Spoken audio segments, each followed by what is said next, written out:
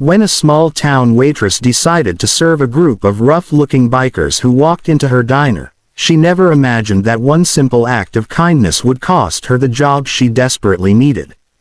Humiliated and heartbroken, she left that night with tears in her eyes, unsure how she would pay her bills or take care of her family. But just when it seemed like life had dealt her the cruelest blow, something extraordinary happened. The very next day, the same bikers returned, and what unfolded left the entire town speechless. The clinking of dishes and the low murmur of conversation filled the tiny diner, just like it did every evening. For years, Emily had worked here, balancing trays and flashing the warm smile that made even the grumpiest customer feel welcome. She wasn't just a waitress.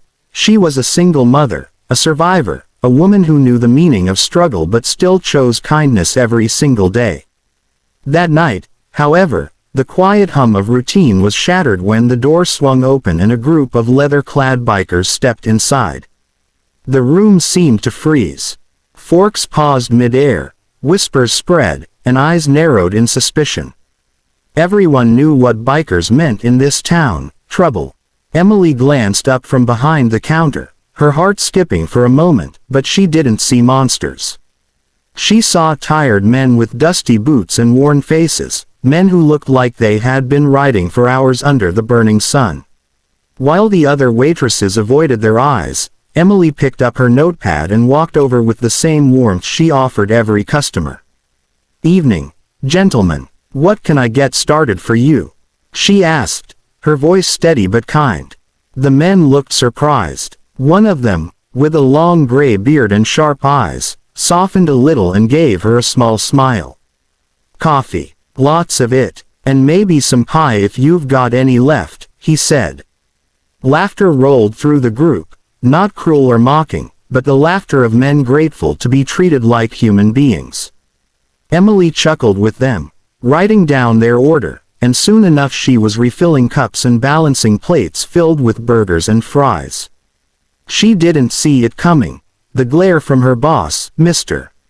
Thompson, standing behind the counter with arms crossed tightly across his chest. He watched every move she made, his jaw clenched. When the bikers finally left, leaving behind a generous tip, Emily turned to find him waiting for her. "Emily, my office, now." The words cut sharper than a knife. In the cramped office, Mr. Thompson slammed the door behind them. His voice dripped with disdain as he accused her of putting the diner at risk, of disrespecting the kind of place he wanted to run. Emily's protests, that they were polite, that they paid well, that they were just people, fell on deaf ears. In a final, crushing blow, he fired her on the spot. She walked out of the diner with her apron balled in her fist, tears blurring the neon lights. Her chest ached with humiliation, anger, and fear. The bills at home weren't going to wait. Her daughter's school supplies still needed to be bought. What would she tell her little girl when she asked why mommy wasn't going to work tomorrow? That night, Emily sat by the window in their tiny apartment, staring at the glow of the street lamps, wondering how life could turn so cruel in the blink of an eye. The next morning, she woke up heavy with dread. She tried to smile at her daughter over breakfast, but the smile never reached her eyes. As she walked outside to clear her head, the sound of rumbling engines cut through the quiet street.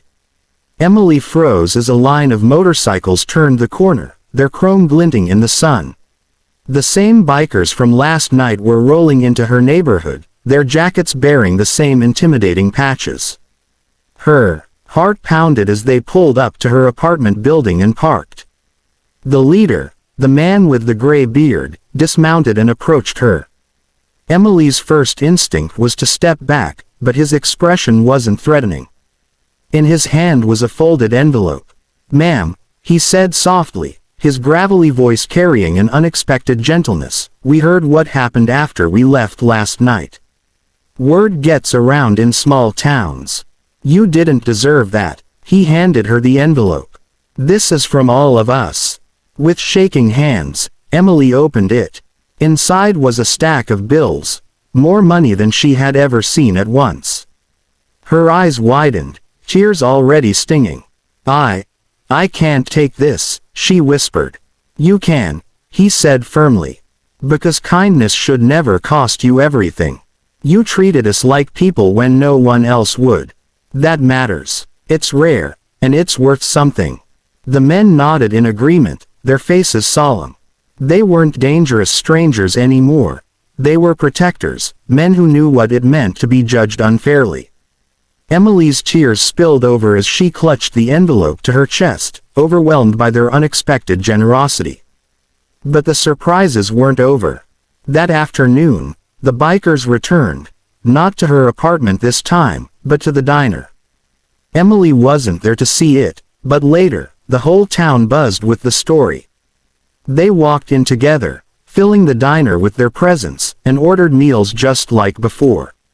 When Mr. Thompson tried to shoo them out, they stood their ground. The gray-bearded leader spoke loud enough for everyone to hear. You fired a good woman for doing her job. She treated us with respect when nobody else would. That says more about her than it does about you. Shame on you. Gasps rippled through the room as the bikers stood and left without touching their food, leaving behind wads of cash on the table. Word spread like wildfire. Emily's firing wasn't about safety, it was about prejudice. By evening, regular customers began to whisper about boycotting the diner. Others stopped in to check on Emily, bringing groceries, dropping off envelopes with small donations, offering her odd jobs until she could get back on her feet. For the first time in years, Emily felt seen, not just as a waitress in a forgotten corner of town, but as a human being who mattered. The weight on her shoulders didn't vanish overnight, but in its place bloomed a sense of hope she thought she'd lost forever. What began as a cruel twist of fate had become a chain of compassion, binding strangers together in the most unexpected way.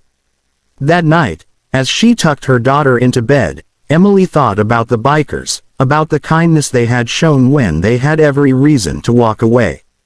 Her daughter looked up at her with sleepy eyes and whispered, "Mommy, why are you smiling?"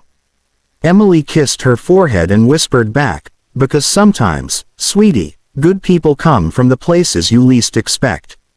And when the world tries to knock you down, kindness has a way of lifting you back up." Outside, in the distance, the faint roar of motorcycle engines echoed like a promise in the night, a reminder that she wasn't alone, that her kindness had been seen, and that life still had room for miracles.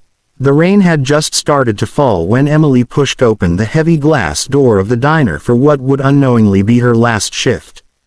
She had worked there for nearly 6 years, through long nights and early mornings, always keeping that soft smile that reassured customers they were welcome.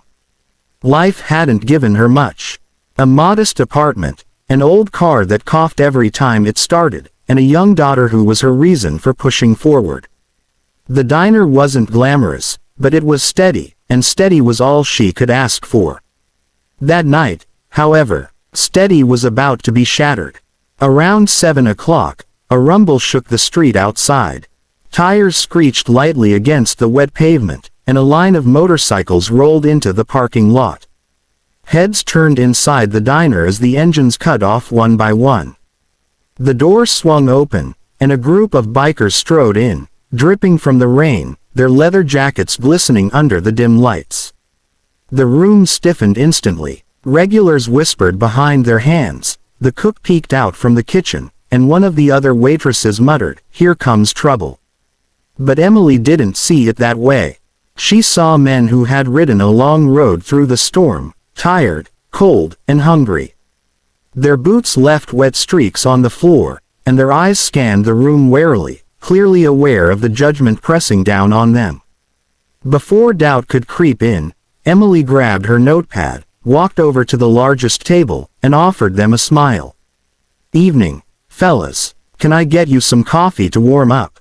she asked, her tone gentle and genuine. The bikers exchanged surprised glances. One of them, older with a streak of silver in his beard, nodded. "Coffee sounds good, ma'am. Maybe some hot meals, too." Their voices weren't harsh or threatening, they were simply weary.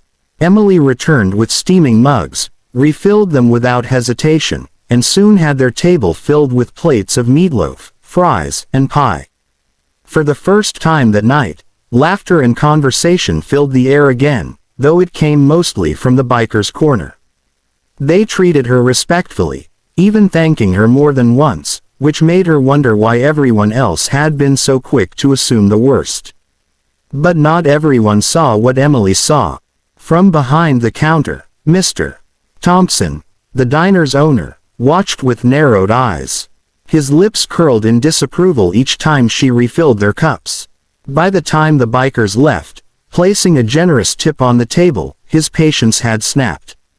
He called Emily into the back office, his voice low and sharp. "What were you thinking, serving them like that? Do you know the kind of people they are? This is a family diner, not a biker hangout." Emily, startled, tried to defend herself. "They were polite. They paid. They didn't cause any trouble. I was just doing my job." Mr. Thompson slammed his fist against the desk, making her flinch. "Your job is to protect this diner's reputation, and you failed. You're done here. Collect your things." Her mouth went dry, words caught in her throat. "Fired." Just like that, she left the office in a daze, pulled off her apron, and stepped into the rainy night with tears streaming down her cheeks. How would she explain this to her daughter? How would she pay rent? The unfairness of it all weighed heavy on her chest. She had been punished for kindness, and it broke something inside her. The next morning, Emily struggled to get out of bed.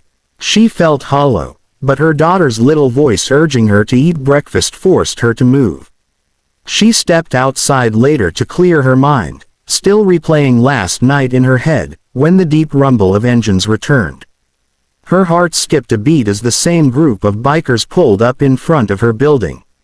Fear flickered in her chest, but it vanished when the silver-bearded man approached with a gentle smile. In his hand was an envelope, thick and sealed.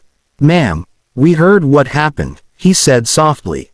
"The girl at the counter told us your boss gave you the boot for serving us. That ain't right. Nobody should lose their job for showing kindness." Emily shook her head, her hands trembling. I can't take whatever that is." "Yes, you can," he replied firmly, placing the envelope in her hands. "It's from all of us.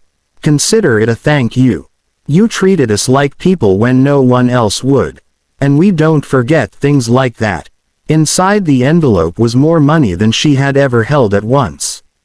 Her knees nearly buckled. Tears welled up in her eyes as she whispered, "I don't know what to say." "You don't have to say anything," the man said with a nod. "Just know that good deeds don't go unnoticed. And if you ever need anything, you've got friends."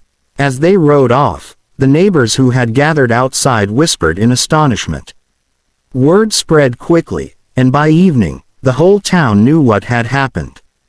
But the story didn't end there. Later that day, the bikers made another stop, back at the diner. They walked in as a group, ordered meals like before, and when Mr. Thompson scowled, the silver-bearded man stood and spoke loud enough for everyone to hear. "You fired a woman for serving us with kindness. That says more about you than it does about her. She's got more dignity than this whole place combined." Gasps rippled through the room. The bikers placed a wad of cash on the table and left without touching their food.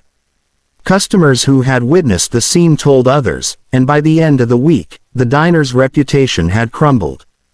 People began boycotting, saying they wouldn't support a place that punished compassion. Meanwhile, Emily's phone rang with neighbors offering her odd jobs, groceries, and support.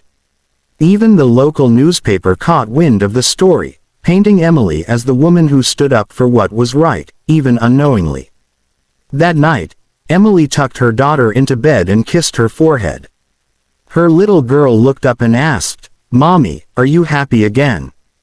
Emily's eyes softened as she thought about the bikers, about strangers who had stepped in when she was at her lowest.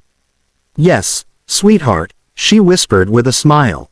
Because sometimes the world reminds you that kindness always finds its way back. And as she sat by the window afterward, staring at the night sky, she heard the faint echo of motorcycle engines in the distance, steady and strong, like a promise that she wasn't alone, and that her life was about to change for the better in ways she could never have imagined.